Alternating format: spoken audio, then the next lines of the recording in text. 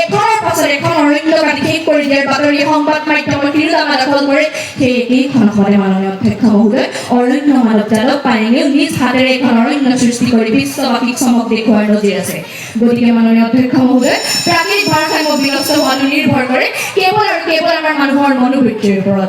এহাতে গছ-গছনি কাটি বনাঞ্চল ধ্বংস কৰে আৰু আনহাতে তাৰ দুখ বিজ্ঞান আৰু প্ৰযুক্তিবিদ্যাৰ ওপৰত জাপি দিয়াটো কোনোকালে সমৰ্থন কৰিব নোৱাৰাৰ বাবে আজিৰ খনৰ উত্থাপিত বিধেয়কখন তীব্ৰভাৱে বিৰোধিতা কৰি আপোনাৰ জৰিয়তে সন্মানীয় চৰকাৰী পক্ষৰ সদস্যসকলক অনুৰোধ জনাওঁ যাতে অনাগত দিনত তেওঁলোকে এনে এখন বিধেয়ক উত্থাপন কৰে যিখন বিধেয়কে বিজ্ঞান আৰু প্ৰযুক্তিবিদ্যাৰ জৰিয়তে প্ৰাকৃতিক ভাৰসাম্য নহয় সামাজিক ৰাজনৈতিক অৰ্থনৈতিক আৰু সাংস্কৃতিক দিশৰ পৰা আমাৰ সমাজখনৰ সৰ্বাংগীন বিকাশৰ কথা কয়। কাৰণ শিল্পীৰ সমাজত জ্যোতিপ্ৰসাদ আগৰৱালে কৈছিল উপজা গাঁৱৰ পৰা নিজৰাৰ পাৰেদি জান-জুৰি নৈয়েদি লুইতৰ বালিয়েদি জোনাকত বালি ভাত খাই মহাভাৰতৰ বাটেদি বিশ্ব সভালৈ যোৱাৰ যাত্ৰা আৰু এই যাত্ৰাত বিজ্ঞান আৰু প্ৰযুক্তিবিদ্যা আমাৰ সমাজৰ বাবে লাগতি।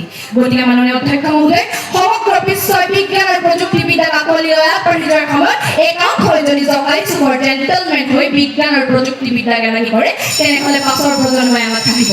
শেষত সৌৰভ কুমাৰ চলিহাৰ ভাষাৰে কওঁ এয়া একবিংশ শতিকা, ধেমালি নহয়। ধন্যবাদ মাননীয় অধ্যক্ষ মহোদয়, ধন্যবাদ সন্মানীয় সদস্য। বৰিষ্ঠা প্ৰিয়া বৰাক ধন্যবাদ জ্ঞাপন কৰিছোঁ। এইবাৰ সপক্ষৰ